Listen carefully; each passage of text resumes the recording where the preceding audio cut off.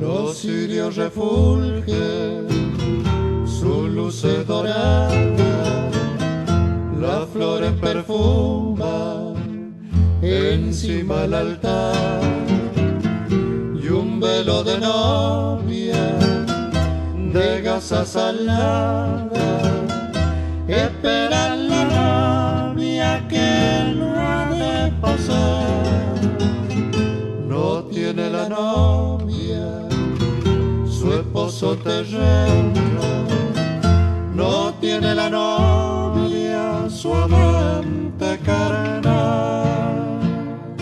Escrito el que espera la flor de su seno, y en nube de incienso el lecho nupcial.